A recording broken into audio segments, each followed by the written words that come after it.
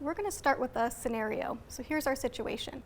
We have a lovely 76-year-old woman who was referred to a physical therapist for incontinence and possible prolapse.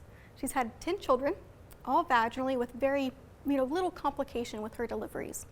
Her incontinence started after her first few kids, and she'd kind of noticed maybe things weren't feeling like they used to down there. So let's fast forward a little bit. Her examination with the therapist, she is then positioned on the table, has a drape in place, and is undressed from the waist down. The therapist is at the foot of the table. Pause. We don't generally use stirrups as physical therapists. Women, we pretty much all know what it feels like to be in stirrups. They're not the most comfortable of things. All right. So during this exam, this lovely lady is asked to bear down and cough. And that's done to see if there's any leaking that will occur, as well as if there is a prolapse, it's going to happen then. So this lovely lady bears down and coughs, and her bladder proceeds to fall out onto the therapist's table. And yes, fall out, like OU2, out. But this lovely lady doesn't miss a beat, looks at the therapist and goes, "Oh, don't worry, honey, it happens all the time." And she proceeds to place her hands between her legs and pushes it right back in. So, how is this normal?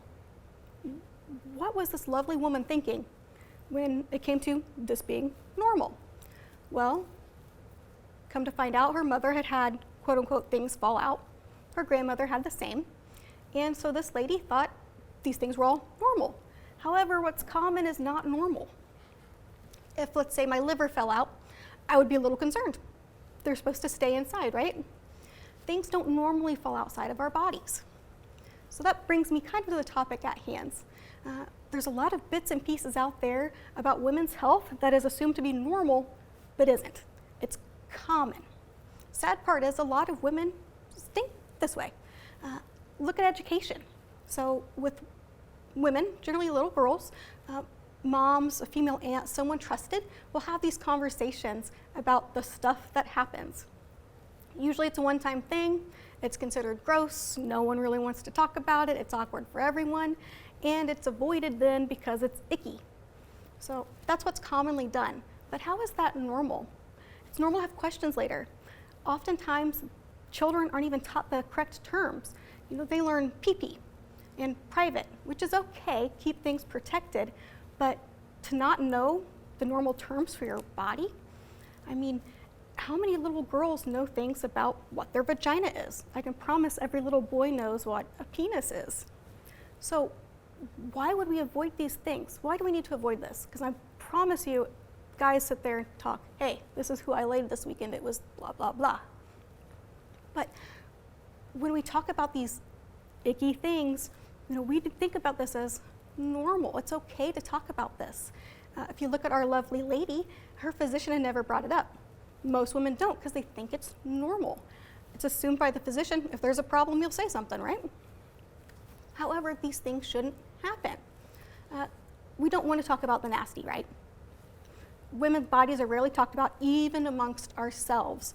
I mean, when's the last time you asked your girls about anything of their body, besides, "Oh, I'm cramping"? This topic is avoided so much, it has gotten so bad that when we mention it, it's sometimes even mentioned as a joke. "Hee hee, I peed a little when I laughed." Or we belittle ourselves and say things like, "Man, she's bitchy, she must be PMSing." I mean, really, come on. We belittle ourselves and women belittle women. I mean, yeah, cramping sucks, let's be honest. At some point we learn about it and we learn to deal with it, maybe on our own, but it still sucks. So the common versus normal things even goes on in education. I'm not trying to gentleman bash here, but a lot of women don't even know about their own anatomy, and they don't share necessarily what they do know with their sons about female anatomy or how things function. It's common not to teach kids in the name of things. However, boys aren't even often taught much about the menstrual cycle. They know women go a little cray once a month, but they don't necessarily know why or what's happening or the function of it. With school and education, oftentimes kids have about one day, usually about an hour of talking about nasty stuff in their health class, and they get about 1 hour of sex ed, where everything is supposed to be covered in that 1 hour. How does that really work out? How many of us really remember from that class what our menstrual cycle was? You have one class on it, right? We all know in education the best thing to do is have repetition to help retain it. You talk to mom maybe once. Some parents even rely on that sex ed hour to cover everything they need to. But you don't hear it. You don't hear it even later on. A lot of anatomy classes are actually focused more on male anatomy than female anatomy. So how is that normal? It's common to talk about, the anatomy in class, but even the little bit about women we get, it's so tiny, it's almost non-existent. So how can we be expected to deal with things for men or women? So for example, the education this gentleman had, a friend of mine's husband, was extremely limited. He had no sisters. His mother never talked about things that happened with her body. He actually never had his hour of sex ed because the school he went to did not cover that content. So as he's dating who would eventually be his wife, she was talking about how uncomfortable she was because she was cramping. Well, he looked at her and said, I don't really understand why this is an issue. Like, it's coming, right? It's going to come every month. Can't you just get used to it? So she proceeds to pause and look at her husband and say, all right, here's what we're going to do. Once a month, I'm going to kick you in the nuts. I'm only going to do it once, though.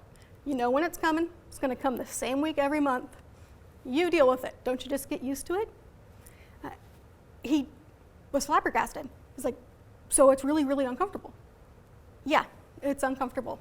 Oftentimes it's very uncomfortable. So that's some of the common misperceptions about health in general that aren't normal. And we're going to take this a little further. Let's talk about sex.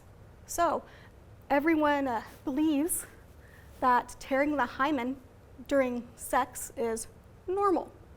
However, a lot of women don't have a hymen when they are intimate for the first time.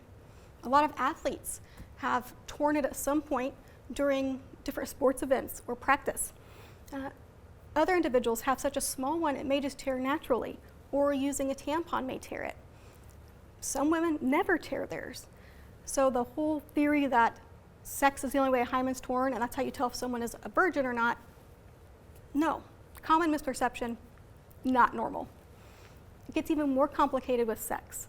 So boys talk to dad or a brother, male confidant, about how things work, what it's like. A lot of times friends will talk about, oh, you need to do this. It'll really get her going.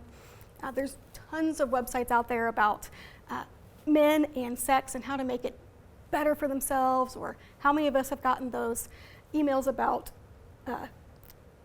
penis, different medications to improve erection or to make things longer. Yeah, how many of those do you get from women? I'm even female and I get the male sex ads, but it's out there, right? So with sex for women, we don't hear about it. You have generally that little bitty icky talk with, a female trusted someone, and then maybe a little bit in school, but that's it.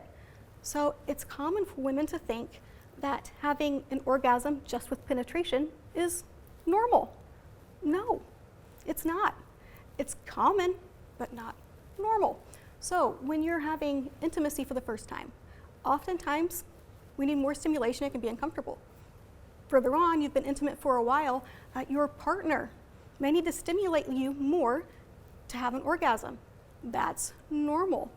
Just having one with penetration is common. The thought is common, but it's not normal. Things such as peeing yourself after pregnancy. It's common, but it's also not normal. There's things that can be done to help prevent that leakage. We'll go even further. Self-stimuli. It's okay.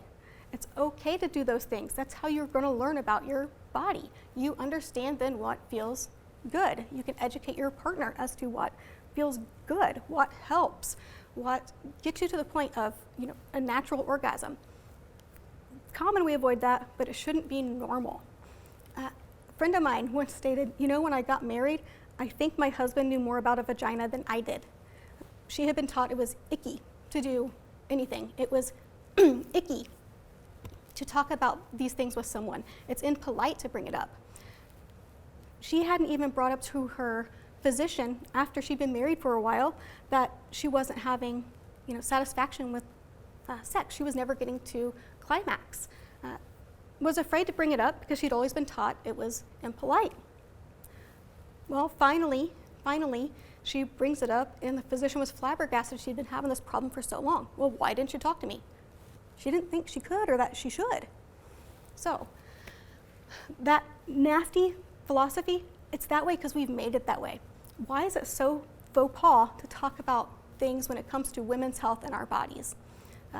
Again, gentlemen talk about things often amongst their friends, but we as women don't. We need to educate ourselves to understand what's normal versus what is common. Remember, not the same thing. So tying this all together, and there's so much more I could go on with this topic, but really think about in the future, what's common isn't normal. Learn about your body, learn about its normal function, and let's break down these walls about, you know, not talking about things with our friends.